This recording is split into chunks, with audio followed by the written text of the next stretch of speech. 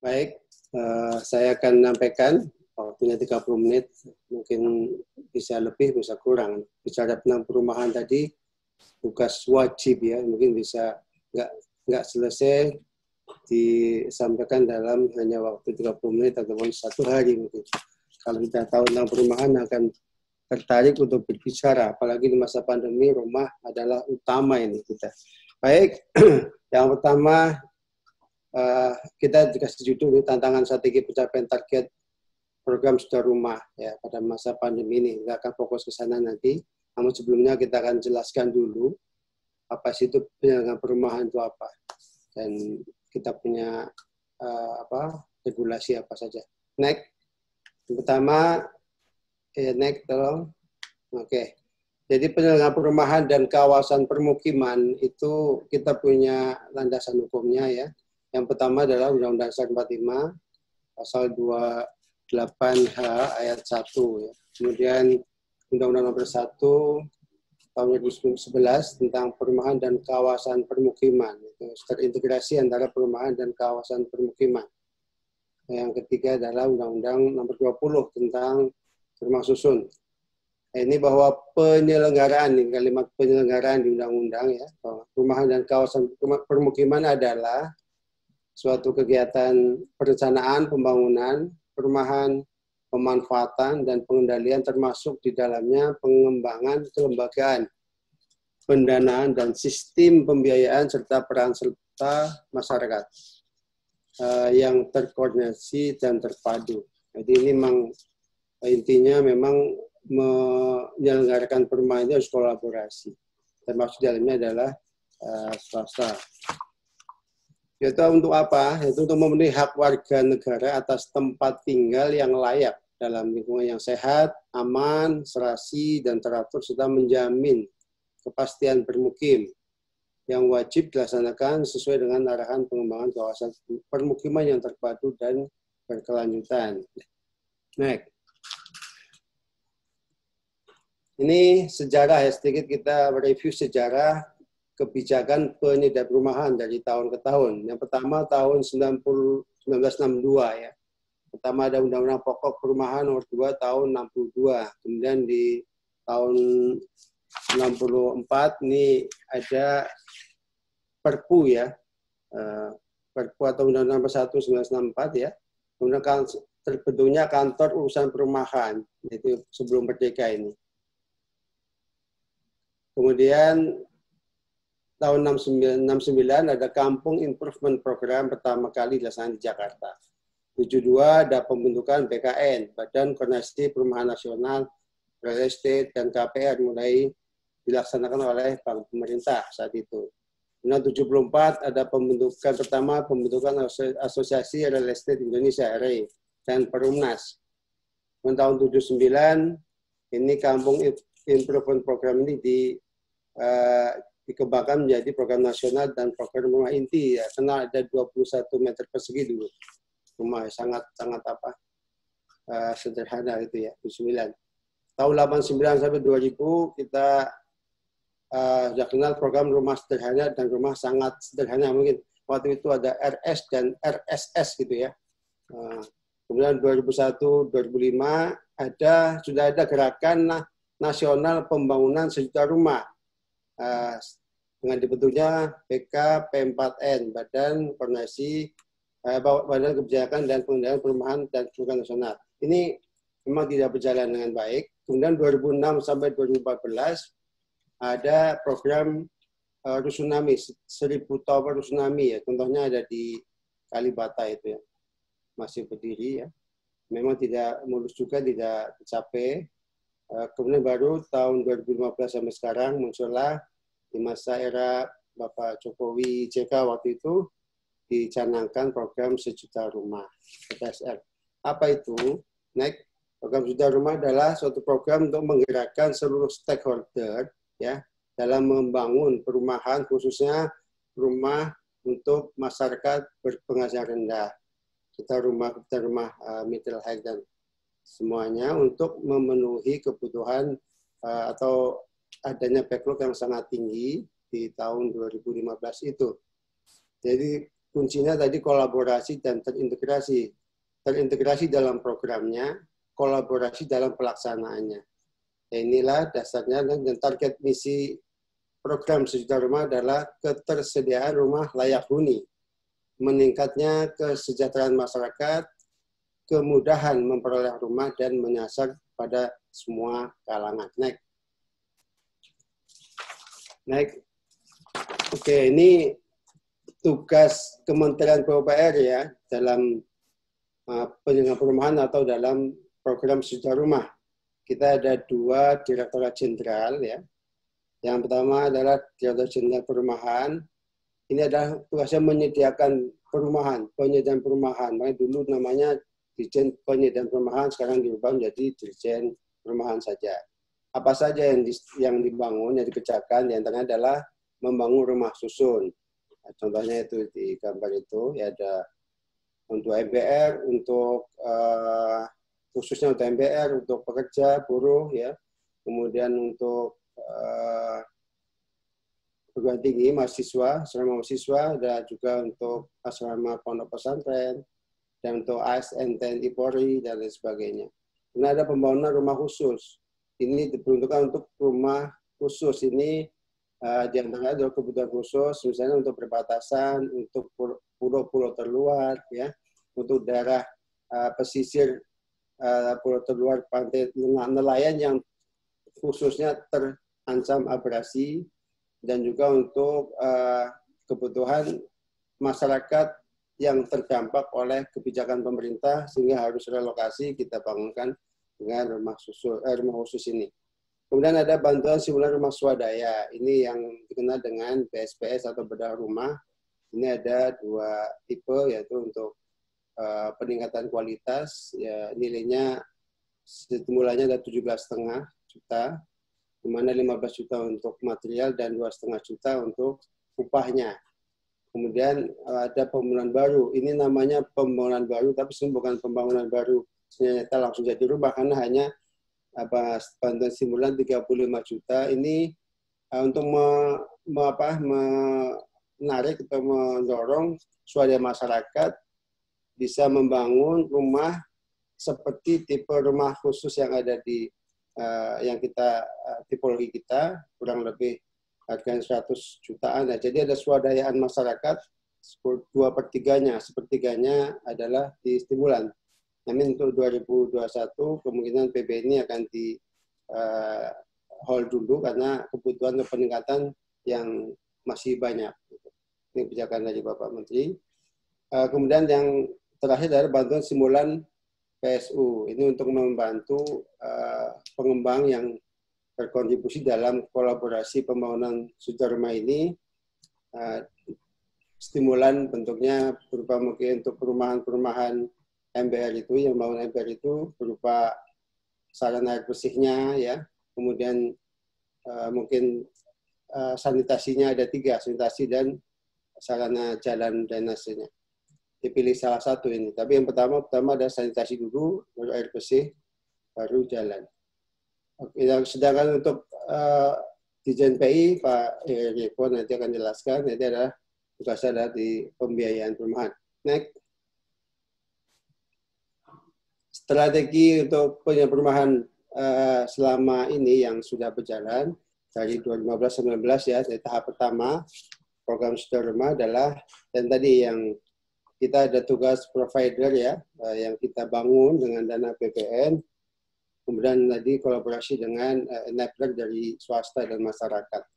Ya, untuk strategi pertama kita kita membangun tadi rumah susun khusus swadaya dan stimulan itu dengan APBN langsung hanya paling anggarannya 20% saja.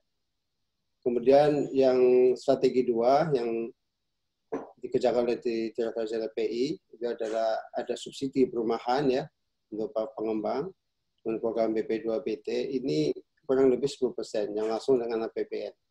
Sedangkan 30% ya, itu profit 30% saja kita bisa mampu pemerintah hadir ya untuk mendorong program Sejuta Rumah ini. Yang 70% inilah yang partisipasi dan tadi kolaborasi dengan pihak ketiga itu pengembang, perbankan, dan masyarakat.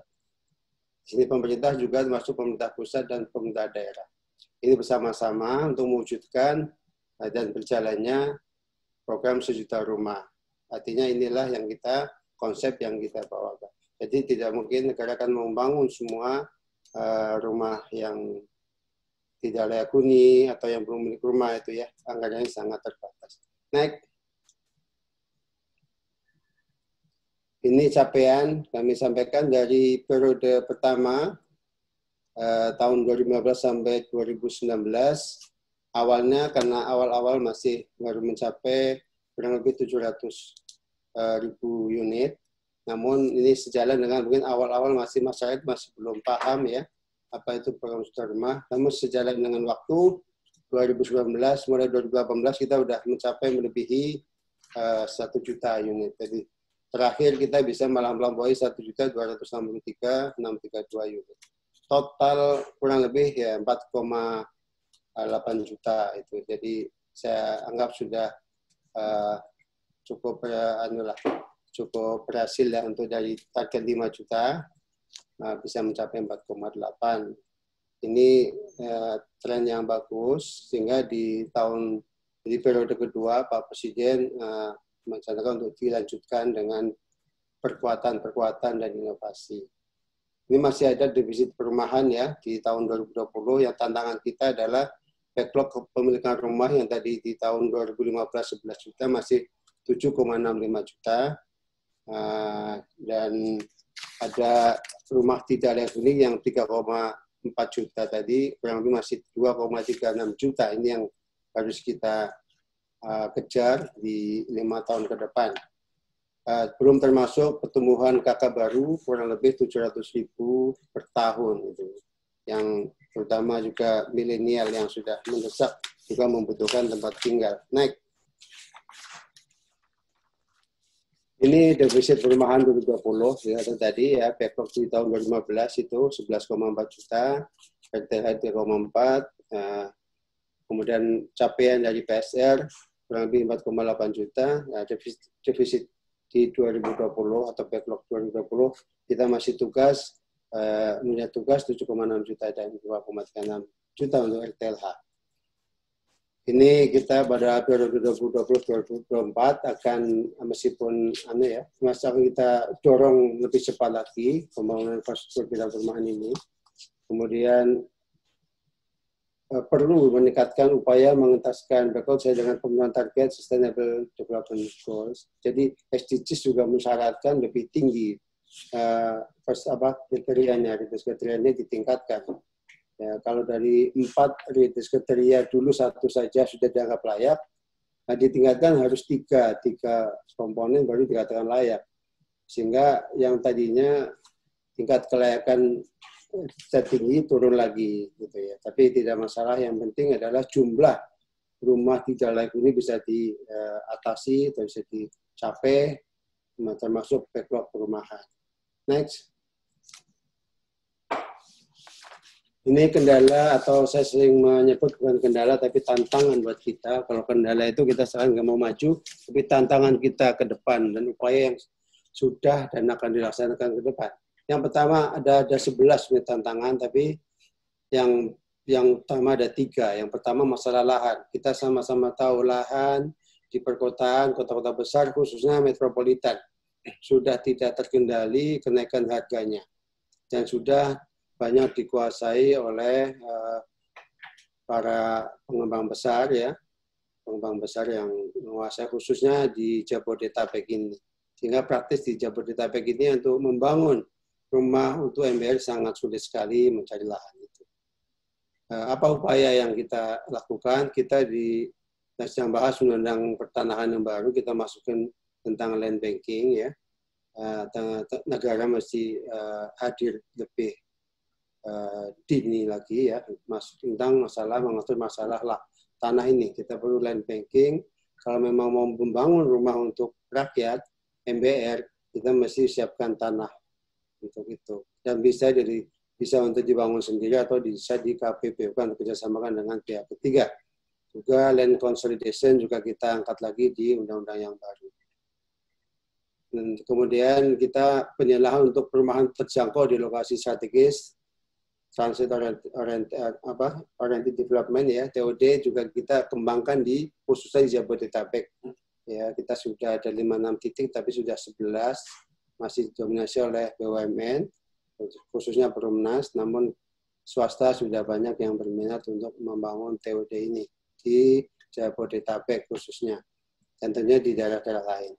Kemudian yang kedua, terbatasnya kemampuan pendanaan pemerintah ya. Jadi memang terbatasnya anggaran APBN, makanya kita muncul tadi kolaborasi ya dalam program Suta Rumah itu kita melakukan upaya skema pembiayaan kreatif ke depan yaitu kredit mikro ya, ada program BP2PT ya, rumah berbasis tabungan dan kita sudah mempunyai badan Tapera.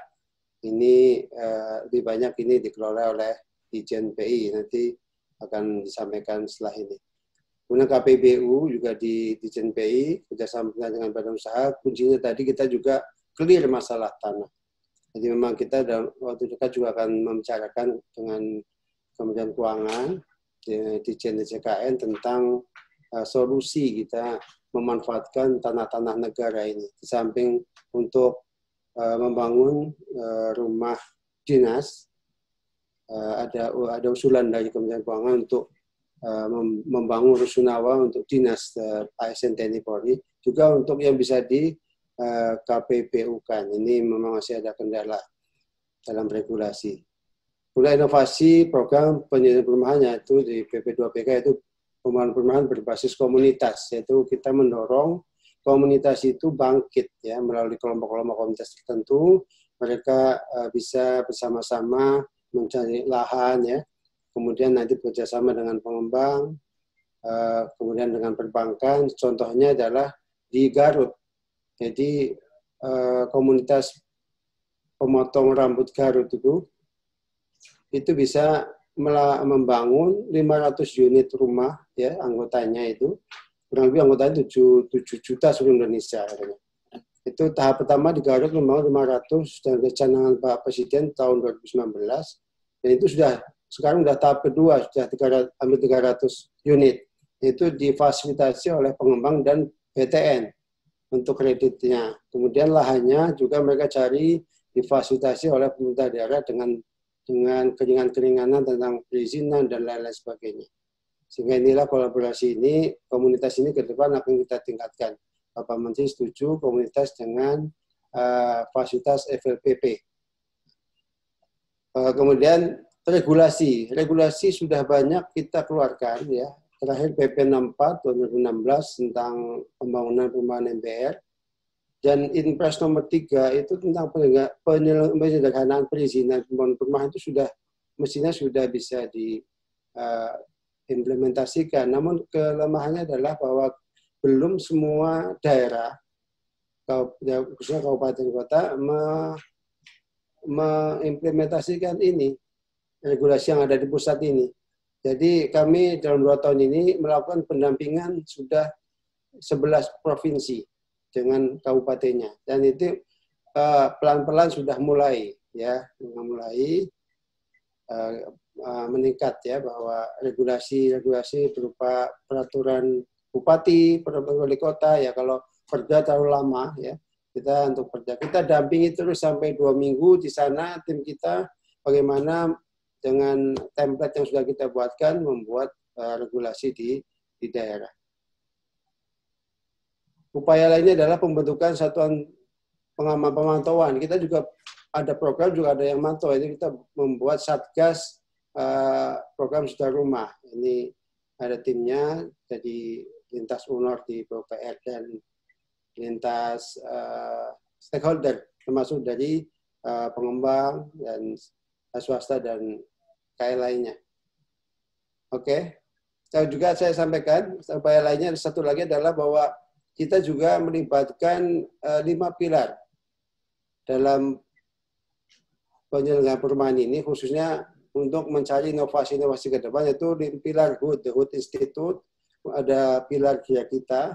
Gria Kita ini adalah kelompok komunitas senior-senior juga yang memang mereka sudah bergerak di lapangan, LSM perumahan ya, mereka bergerak membantu masyarakat secara komunitas tadi swadaya ya, membangun rumah sendiri malah tanpa bantuan bisa. Kita masukkan ide-idenya dalam 5 pilar. Kemudian ada pilar akademisi dari perguruan tinggi seluruh Indonesia, kemudian pilar dari swasta, asosiasi pengembang dan perbankan serta kaukus birokrasi dari pemerintah.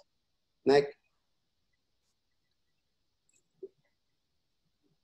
Ini adalah kebijakan penanganan pandemi ini yang intinya di dalam pandemi ini kita sama-sama tahu ya semuanya betul stagnan ya. Akhirnya Presiden memberikan kebijakan di masa pandemi ini adalah 3 prioritas, yaitu yang pertama prioritas kesehatan. Jadi masyarakat harus sehat dulu di masa pandemi ini. Kemudian yang kedua adalah jaring pengaman sosial. Jadi ekonomi kehidupannya ditopang dengan bantuan BLT dan lain sebagainya. Serta yang ketiga adalah kebijakan stimulus fiskal untuk pengusaha-pengusaha UMKM dan pengusaha kecil bisa tetap jalan. Dan juga pengusaha termasuk bidang properti ini. Adapun pelaksanaan kebijakan di PUPR untuk prioritas pertama itu kesehatan adalah kita diperintahkan Pak Menteri untuk menyiapkan Wisma Atlet sebagai rumah sakit darurat COVID-19 yang masih berjalan, bahkan sekarang tambah 2 tower sebagai rumah sakit, yaitu tower 7 pertama, sekarang tower 6 sudah jadi rumah sakit darurat juga. Nah, ini sudah berjalan. Kemudian juga alih fungsi sementara rumah susun di daerah yang bantuan khususnya untuk pemerintah daerah, Pemda itu dimanfaatkan dulu untuk menampung untuk isolasi dan karantina sebagai rumah sakit darurat. Kemudian juga membangun rumah sakit di Pulau Galang oleh Ditjen Cipta Karya dan rumah sakit UGM dan lain sebagainya. Ini kita proaktif untuk mengantisipasi lonjakan jumlah masyarakat yang terpapar pandemi ini. Sedangkan di jaring sosial, PUPR melakukan realokasi dan refocusing sesuai arahan Bapak Presiden juga kurang lebih 56 triliun. Dan untuk padat karya ya kita untuk menopang pengaman jaring sosial ini dengan program padat karya kurang lebih 11,21 triliun. Dari 11,21 ini 5 triliunnya ada di perumahan, yaitu program BSPS dan RUK PSU. Kemudian stimulus fiskal juga sudah dikeluarkan pemerintah dengan menambah subsidi 1,5 triliun untuk FLPP. Next. Dampak pandemi terhadap sektor perumahan tentu ya terhadap terutama bagi masyarakat, bagi pemerintah dulu ya, pemerintah dampaknya sangat berat ya karena terjadi perlambatan ekonomi tentunya ya. Jadi ekonomi kita untung kita tidak melakukan lockdown ya karena beberapa negara yang melakukan lockdown itu pertumbuhan ekonomi langsung minus ya, dan itu untuk bangkit bisa membutuhkan waktu yang sangat lama. Dan saya kira kepiawaian dari tim ekonomi kita sehingga kita tidak menerapkan lockdown tapi PSBB dan tetap ekonomi berjalan sehingga kita tidak sampai ke minus ekonominya.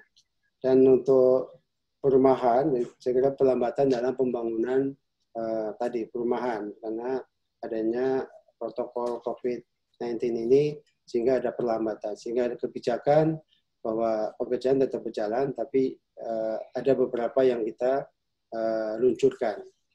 Kita multi-years-kan, jadi dari single years menjadi multi-years karena faktor waktu tentunya tidak cukup.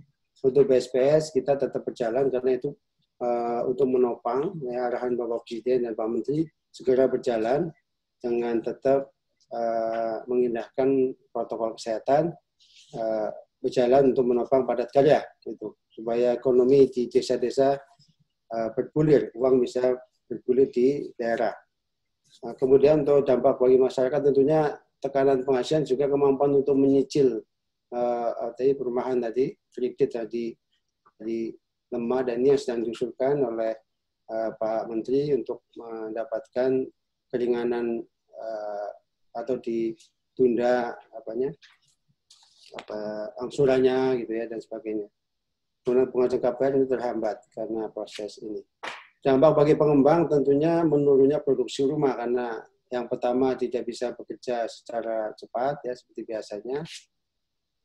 Juga mungkin masalah keuangan, kemampuan membayar bagi pengembang terhadap kredit-kredit di perbankan tentunya. Ini juga menjadi masalah dan kita sudah sedang membicarakannya untuk memberikan solusi stimulus apa yang bisa diberikan.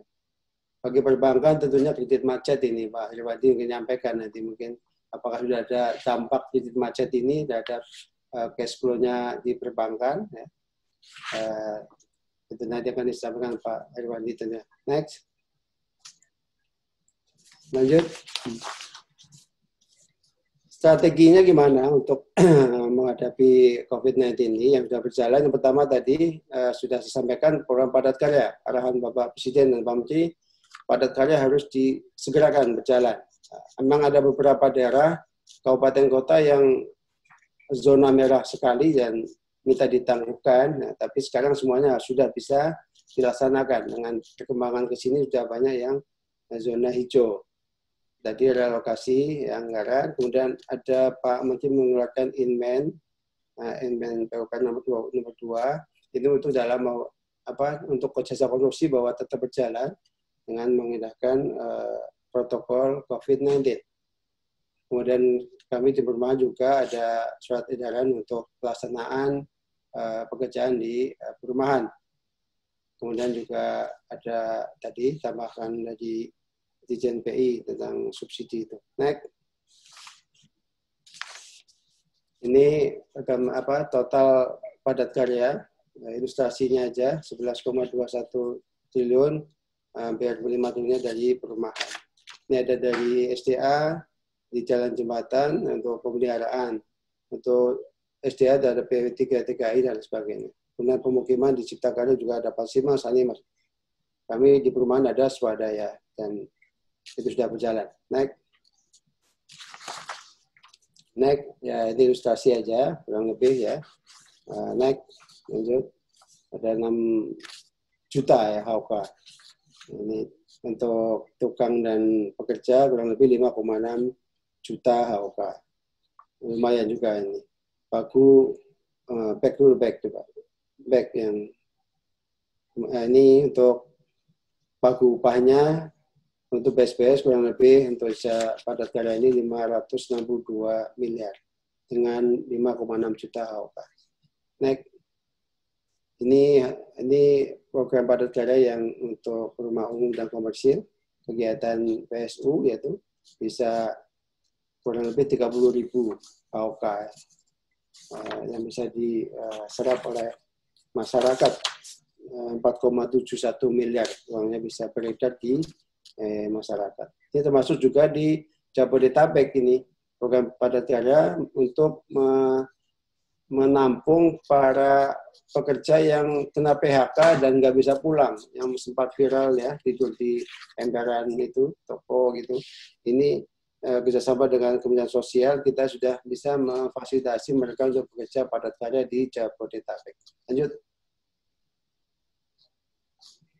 Ini tantangan perumahan dan peluang usaha di masa pandemi ini ya. Yang pertama adalah memaksimalkan lahan publik tadi ya, ada lahan BUMN, lahan pemerintah ya, Pemda dan yang strategis ya untuk bisa dikerjasamakan tentunya dengan swasta. Yang kedua, memaksimalkan investasi swasta oleh KPBU. Ini Pak Eko sedang merancang, semoga untuk perumahan tahun ini bisa keluar, ya, bisa pecah telur ya KPBU di bidang perumahan. Mohon nanti Pak Heri akan menjelaskan. Kemudian kami ada program inovasi yang pertama di periode kedua ini ada mengoptimalkan pelaksanaan program perumahan skala besar. Jadi ini akan bersama dengan para pengembang ya, pengembang besar tentunya dan Ray, Persi ya, ada beberapa asosiasi yang sudah siap untuk bekerjasama. Sehingga nanti kita sedang dibahas dengan 5 pilar. Semoga tahun depan ya 2021 bisa minimal ada pilot project yang sudah kita laksanakan. Kemudian yang keempat adalah tadi ya perumahan berbasis komunitas tadi. Kita akan tingkatkan terus nanti sejalan dengan program FLPP. Kenapa mesti untuk program komunitas ini hanya sementara untuk melalui skema satu, yaitu skema bantuan FLPP atau subsidi FLPP dan SSP sama SPUM. Next. Ini target RPJMN bidang perumahan 2020 sampai 2024 ya. Ini yang SDGs tadi yang targetnya dari sumber dari Bappenas ini akan meningkat. Jadi rumah layak huninya kita itu tadinya sudah hampir 86% turun karena ada kriteria yang ditingkatkan oleh itu. Jadi menjadi 56,75, kita akan tingkatkan di tahun 2024 menjadi 70%. Target rumah tangga tahun 2024 ya kurang lebih adalah existingnya ada 7,8, pertumbuhannya tadi 700 ribu per tahun ya. Jadi ada 3,2 juta, sehingga 11 juta rumah tangga yang mesti kita pikirkan sampai 2024 ini mendapatkan hunian yang layak, termasuk di dalamnya adalah milenial. Gitu. Pak Dirjen, waktunya 3 menit lagi, Pak. Oh, 3. Oh, ya. Saya cepetin aja. Nah, ini konsepnya ke depan. Next. Ini pekerjaan perumahan pada masa pandemi ini. Ya, ini sudah saya sampaikan nih, mungkin bisa dibaca. Ada tetap melakukan perumahan untuk ASN ini, TNI Polri, perumahan terjangkau edukasi TOD dan sebagainya. Untuk stimulus tadi sedang diusulkan oleh PU, dari Pak Heri Eko akan menjelaskan lebih jelas. Next.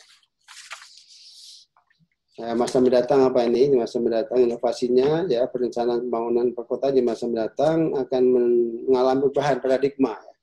Karena harus dapat mengantisipasi kondisi darurat, ya, baik density, public transportation, socializing, health facilities, public open space, dan setelah yang lainnya. Kemudian gagasan standar desain untuk rumah yang lebih adaptif pada kondisi darurat, misalnya menjadikan ruang serbaguna yang dapat diperuntukkan untuk isolasi mandiri dan lain sebagainya. Dan yang ini untuk yang ketiga ini diperlukannya affirmative action berupa konsistensi peningkatan pembiayaan perumahan oleh pemerintah karena di masa pandemi maupun new normal nanti. Next. Ini proyeksi penyelenggaraan perumahan menyongsong new normal terakhir ini. Yang pertama arahan Bapak Menteri adalah melanjutkan pembangunan infrastruktur dengan menerapkan protokol kesehatan. Ini sudah ada arahannya yang tadi saya sampaikan. Yang kedua saya sampaikan bahwa tepat atau tidak tepat memang di surat Al-Ahzab, surat 33 ayat 33 itu muncul tentang corona ya. Mungkin kita sama-sama baca. Artinya rumah itulah sekarang yang paling baik untuk semuanya. Artinya tugas pemerintah menjadi semakin semangat untuk menyiapkan rumah yang tidak layak huni saja, tapi bisa memfasilitasi baik untuk sebagai tempat kerja, sebagai kantor ya, sebagai tempat belajar anak-anak sekolah di rumah dan beribadah di rumah. Itu jadi lebih ada. Kalau dulu tipe 36 hanya untuk kamar ruang tamu, sekarang harus memikirkan ada ruang kerja dan ruang bersama belajar, kerja dan beribadah. Peningkatan jumlah rumah layak huni, ya, mengoptimalkan fungsi rumah era new normal, yaitu diperlukan konsistensi upaya pemerintah untuk meningkatkan rumah layak huni bagi seluruh masyarakat. Itulah kira-kira yang dapat saya sampaikan. Semoga bermanfaat untuk para peserta ya, dan menjadi diskusi dan mohon dorongannya. Semuanya setelah tahu apa itu perumahan, apa itu bedah rumah, mohon sama-sama mensosialisasikan pada masyarakat bawah ya di desa bahwa ada di pemerintah itu program bedah rumah, ada subsidi dan sebagainya. Meskipun secara sistem online sudah ada, tapi di masyarakat desa mungkin yang tidak punya nggak ada internet, jaringan tentu susah mendapat informasi ini. Terima kasih. Wassalamualaikum warahmatullahi wabarakatuh.